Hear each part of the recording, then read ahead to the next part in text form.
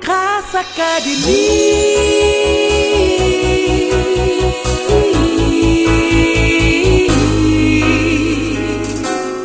De la lumière reçoit. Que ta lumière reçoit. Que la lumière soit. Il y a une étape où on vit les miracles. Il y a une autre étape où on décide de connaître le Dieu de miracle. Et c'est ma détermination. Est-ce que tu connais l'auteur du miracle dans ta vie? Parce que quand tu connais cet auteur, le jour même qu'il ne fait pas de miracle, tu es calme. Amen. Amina. Matthieu chapitre 4, Matthieu chapitre 9. à partir du verset 1. Verset 1. Alors Jésus fut amené par l'Esprit dans le désert pour être tenté par le diable. Si son tala Jésus qui est Macbamba. Ça fait réfléchir. Tarada wosokwe. Amené par qui? Anantala kenge. Asutan. Non, par l'Esprit de Dieu. Wenam sirantala kenge. Pourquoi? Buyinga. Pour être tenté par le diable. Na ilti sultana Macbamba. Je sais que tu es choqué, mais on va revenir. Verset 2. Après avoir jeûné 40 jours et 40 nuits, il eut faim. Le tentateur s'étant approché lui dit: si tu es fils de Dieu, ordonne que ces pierres deviennent des pains. Jésus répondit: il est écrit, l'homme ne vivra pas de pain seulement, mais de toute parole qui sort de la bouche de Dieu. Verset 5.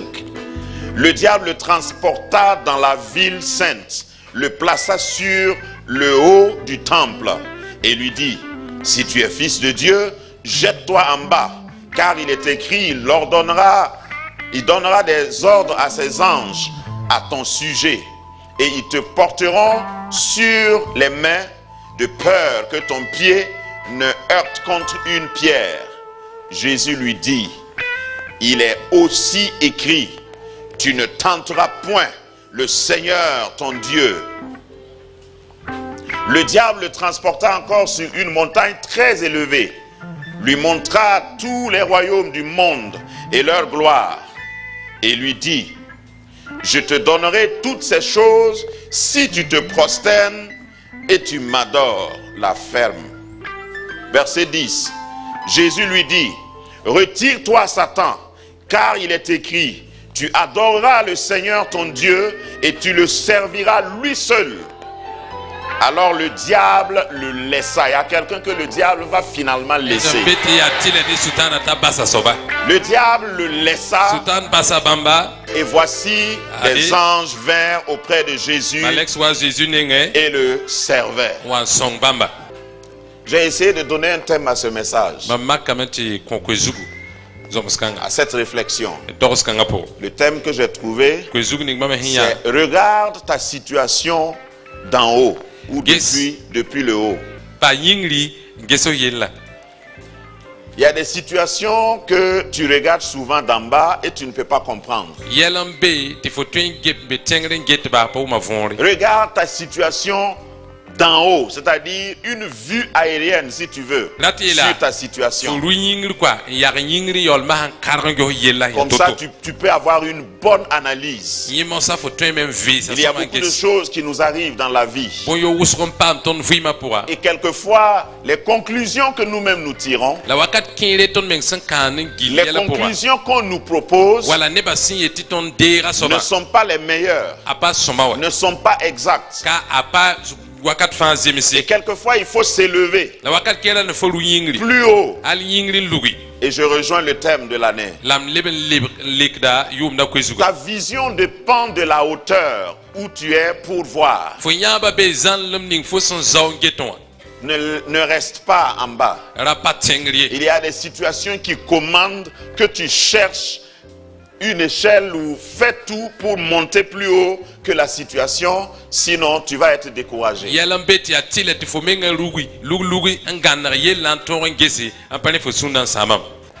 on dit qu'il n'a pas mangé pendant combien de jours? Il a battu tous les records. Aujourd'hui, il y en a qui essayent. Un peu partout, on a des témoignages qu'il y a des gens qui essayent de jeûner 40 jours. Mais les mêmes témoignages disent qu'au bout de 15 jours, ces personnes-là ne peuvent même plus parler à quelqu'un, n'en parlons pas au diable. Mais Jésus, après 40 jours, le diable vient. On dit que pendant les 40 jours-là, il n'a pas eu faim. 40 jours et 40 nuits. Et c'est après ça qu'il a eu faim. Et c'est au moment où il a eu faim que le diable s'est approché. Fais attention au moment où tu as faim. Après son baptême, Dieu dit, j'ai eu une affaire à régler avec l'ennemi. Viens. L'Esprit amena Jésus dans le désert pour être tenté. Parce que le diable avait tenté Moïse là. Et Moïse était colérique. Il a utilisé sa colère pour se venger. Dieu a dit, parle au rocher. Les enfants d'Israël murmurent, disant qu'ils veulent de l'eau. C'est un lieu désert. Et au lieu de parler, il a frappé. Et Dieu l'a reproché. Il a frappé, l'eau est sortie. Parce que Dieu honore ses serviteurs. Dis Amen. Quelquefois, vous pouvez voir un homme de Dieu, un serviteur de Dieu. Si c'est Dieu qui l'a choisi, il peut arriver qu'il n'obéisse pas exactement au commandement de Dieu. Mais Dieu lui fait grâce. Mais ça ne veut pas dire que Dieu ne va pas le punir. Donc ce n'est pas à toi de juger. Dieu a exaucé. Il a frappé, l'eau est sortie. Mais quand il est arrivé au moment de montrer, d'entrer dans la terre promise, Dieu l'amène sur le même mont, le mont Hébron. Et il dit, regarde, voilà Canaan, mais tu ne vas pas entrer. Tu sais pourquoi? Parce que tu m'as désobéi. Mais je vais m'occuper de ton enterrement. Je ne me laisse pas unir par le diable. Et c'est ainsi que Moïse a été enseveli par les anges. Dieu n'a pas voulu que le diable se moque de lui. Maintenant, quand Jésus est venu pour accomplir la loi, parce que celui qui a amené la loi là a péché, et Jésus est venu accomplir cette loi, Dieu dit, il faut que tu montes sur Hébron. Je vais prendre ma revanche avec le diable. Et Jésus va là. Et il écrase la tête du serpent. Parce que notre récit nous montre que la victoire était très belle. Ici, l'enfer a reconnu que Jésus a gagné. On dit, transforme les pains. Il dit, Satan, je n'ai rien à te prouver. Je n'ai pas d'ordre à recevoir de toi. C'est pas qu'il ne pouvait pas. Regarde, tu n'as rien à prouver au diable. Dans l'épreuve, l'ennemi va venir souvent te dire, ouais, tu n'as pas dit que tu aimes Dieu. Est-ce que tu es sûr que lui il t'aime même? C'est pas tout de suite là on a entendu, tout le monde a entendu. D'ailleurs c'était un tonnerre. Toi tu penses qu'on parlait de toi. Peut-être c'est de Jean-Baptiste qu'on parlait. Celui-ci est mon bien-aimé. Est-ce qu'on a dit ton nom? Le pasteur a dit que Dieu va bénir son peuple. Est-ce que toi tu penses que c'est des gens comme vous? Il faut rester là. C'est en ce moment qu'il faut lui dire que tu connais. Tu sais en qui j'ai cru. Tu as cru. Il faut lui dire, tu connais, tu sais qui tu es. Quand tu sais qui tu es, tu ne reçois pas des ordres de ton ennemi. Tu n'obéis pas à ses ordres. Tu ne pleures pas quand il te dit de pleurer. Tu ne donnes pas ta télécommande à ton ennemi. Parce que souvent, il veut te commander à distance. Il attend que tu aies soif. Et il vient te dire, voici de l'eau. Il faut boire. Mais au fait, avant de boire là, on n'a qu'à s'entendre. Tu veux un enfant? Il n'y a pas de problème, moi je peux t'aider. Il suffit seulement de faire. Au fait, c'est une seule fois. Et puis dans ce désert là, on est deux, il n'y a pas de témoin, il n'y a pas de caméra. Il faut faire seulement. Nous sommes deux ici. Et puis je te promets que je ne vais pas dire ça à quelqu'un. Regarde, quand tu es dans ton désert, fais attention. Va toujours au désert avec ta parole, avec ta Bible. Lorsque le diable utilise la Bible pour t'attaquer,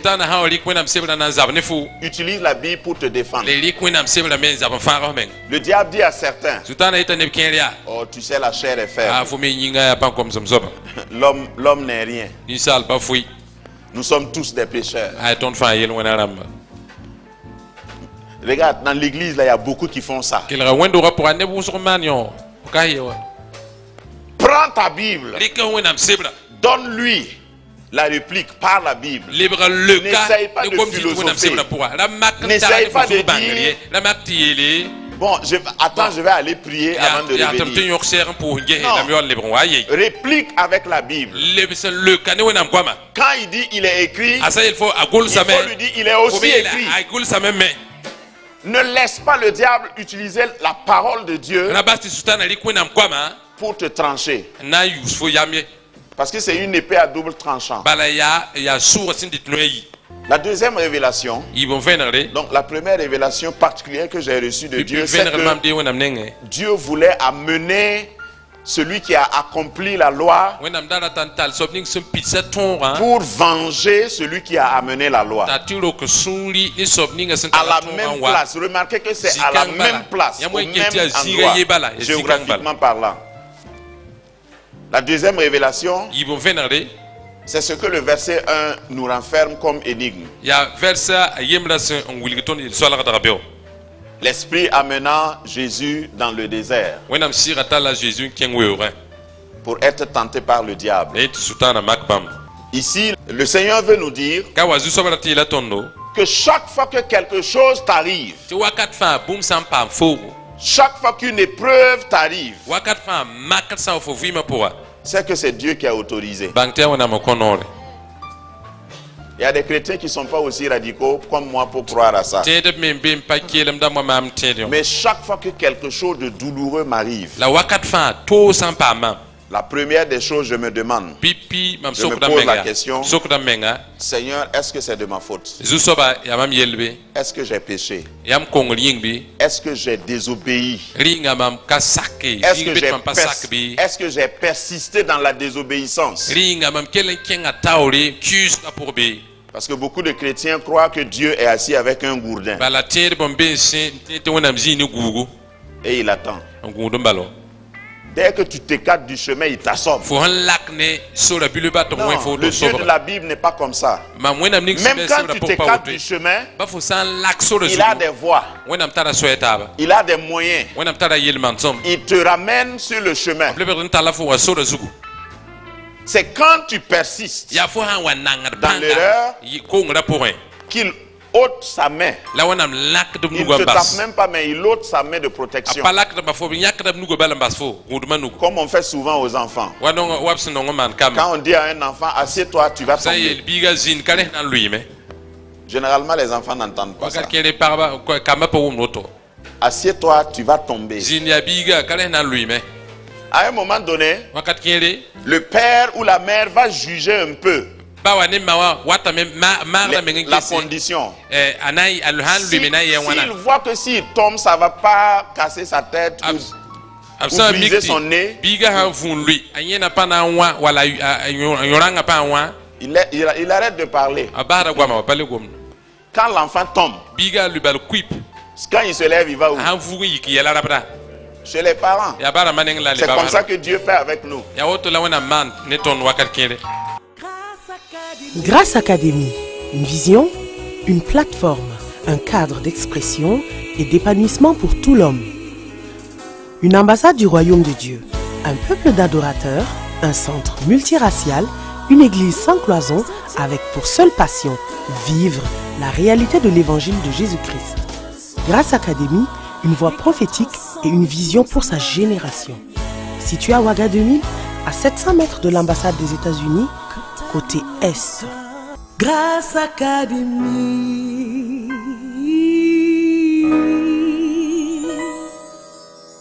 J'ai prié une fois pour quelqu'un, ici même. J'ai dit, Seigneur, aie pitié de ce frère.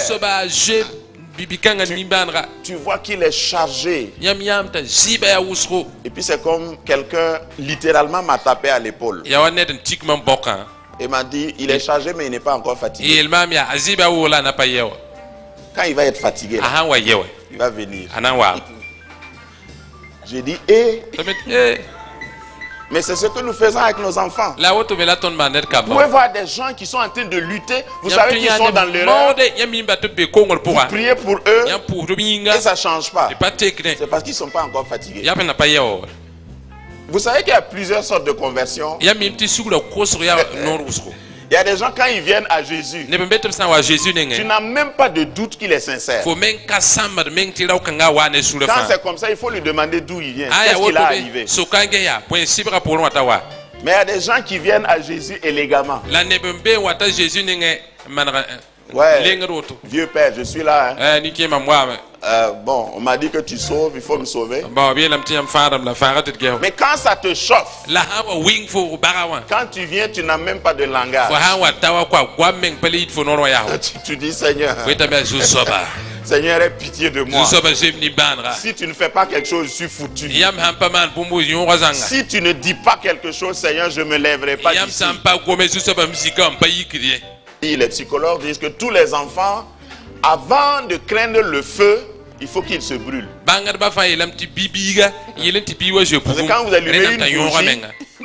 quand vous allumez une bougie devant un enfant, ça l'attire. S'il n'a pas encore été brûlé par le feu, il veut toucher pour voir. Mais il faut le laisser toucher un peu. Après ça, même en ton absence, il ne va plus toucher. Dieu a des manières pour nous ramener. Donc quand quelque chose de mal m'arrive, ma première question, Seigneur, est-ce que j'étais dans l'erreur et j'ai persisté dans l'erreur? Et une fois que je sais que je n'ai pas fauté, je sais avec certitude que c'est l'esprit qui m'a conduit dans ce désert pour être tenté, parce que Dieu a un programme. Dieu a quelque chose à régler avec l'ennemi et il m'utilise. Donc pour moi c'est une promotion. Parmi les hommes, Dieu a jugé que j'étais digne. Si j'ai commencé ma traversée de désert, il va m'accompagner, il va mettre fin à la traversée. Et le diable me quittera. À la fin, le diable va te quitter. Et les anges vont te servir. Oh, ces moments sont merveilleux. Jeûner pendant 40 jours et 40 nuits. Et puis à la fin de ton jeûne, c'est des anges qui viennent te servir.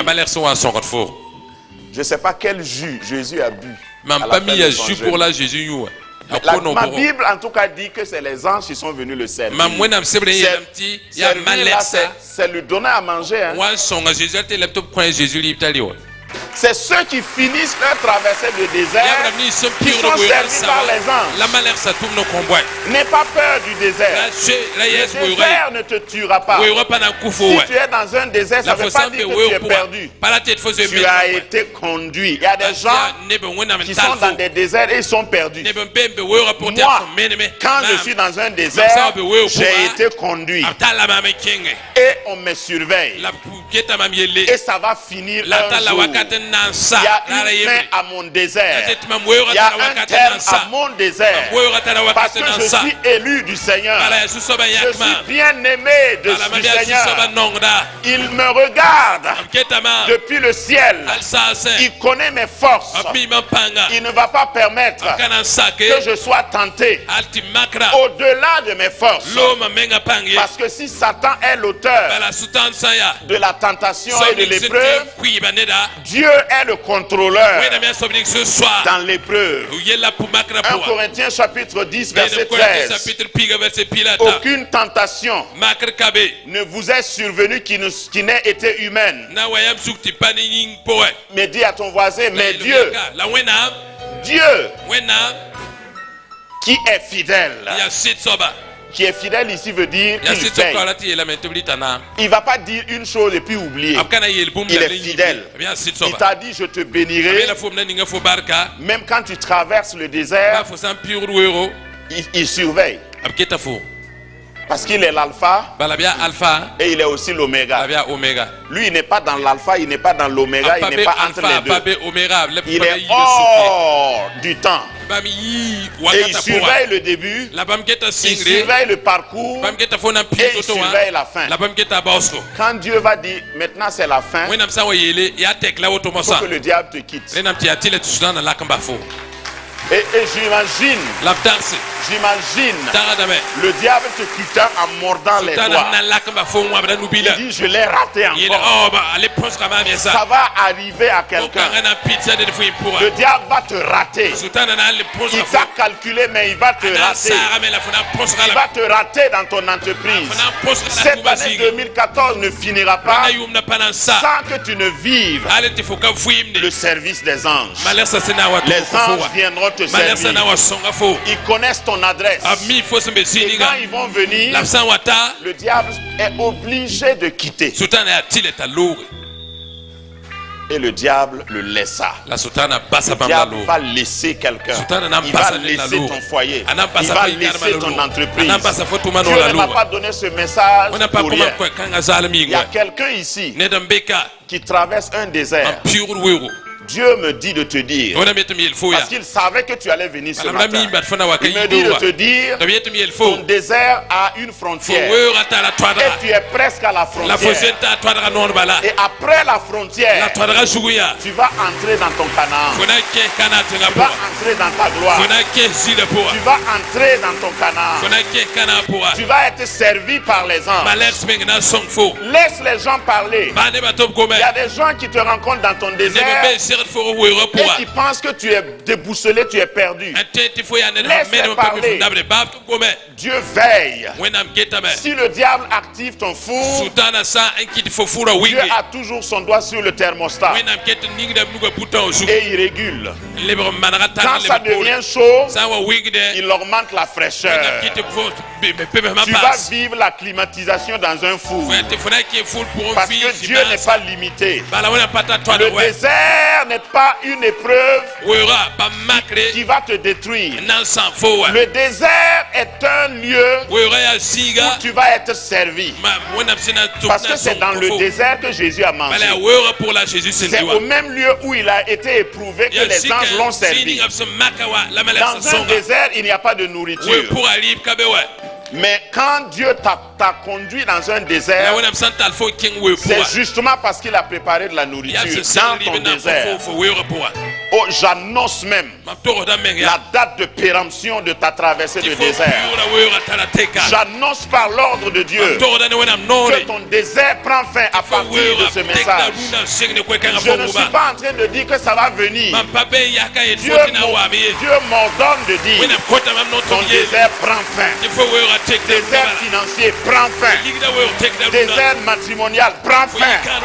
désert de maladie, prends fin au nom de Jésus. Tu ne dois pas vivre ça continuellement. Le diable sait que son temps est chronométré. Ne laisse pas le diable t'intimider par un désert. Il n'y a aucun désert qui n'a pas de frontières. Et Dieu est suffisamment grand, suffisamment amour pour t'accompagner pendant une sécheresse de 40 jours et 40 nuits. Regarde, peut-être que tu ne crois pas que tu as la force, mais dans ce passage de 1 Corinthiens 10, il dit que Dieu, avant d'amener l'épreuve, a jugé ta force. Et il a vu, non, lui là il peut traverser. Satan, je t'autorise. Va. Et comme le Satan n'est pas omniscient, il saute de joie chaque fois qu'il t'attaque.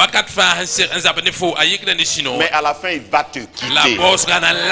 Il va te laisser misérablement. Et tu vas être servi par les anges. Quand tu es servi par les anges, il y a une force exceptionnelle qui te remplit. Tous les chrétiens qui ont enduré des épreuves, quand vous les voyez, ils sont fermes, sont stables, ils sont inébranlables, ils sont imboulonnables. Les gens sont en train de tomber, ils restent debout. Les gens pleurent, ils rient. Tu te demandes d'où leur vient la force. Ils ont traversé l'épreuve, ils ont traversé leur désert, ils ont mangé avec des anges dans le désert. Regarde, il y a quelqu'un ici qui a un rendez-vous au désert avec des anges. Tu sais, si les anges te servent au milieu du temple, les gens vont te perturber.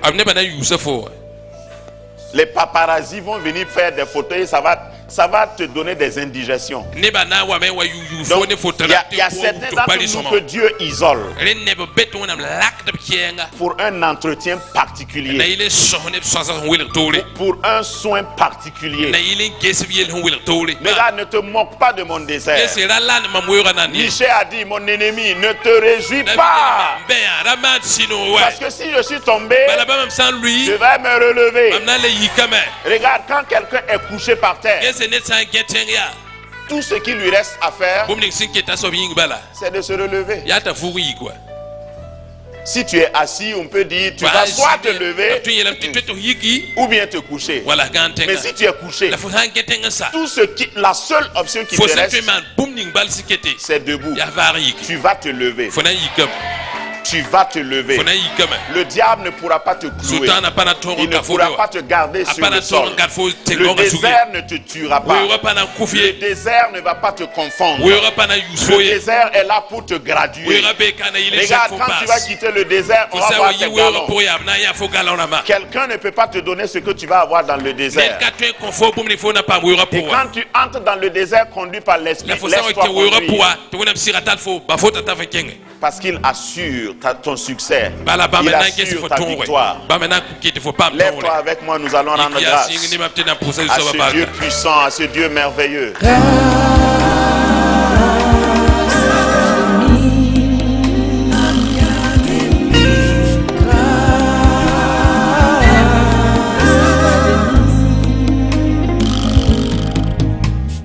Il y a une étape où on vit les miracles. Il y a une autre étape où on décide de connaître le Dieu de miracle. Et c'est ma détermination. Est-ce que tu connais l'auteur du miracle dans ta vie? Parce que quand tu connais cet auteur, le jour même qu'il ne fait pas de miracle, tu es calme.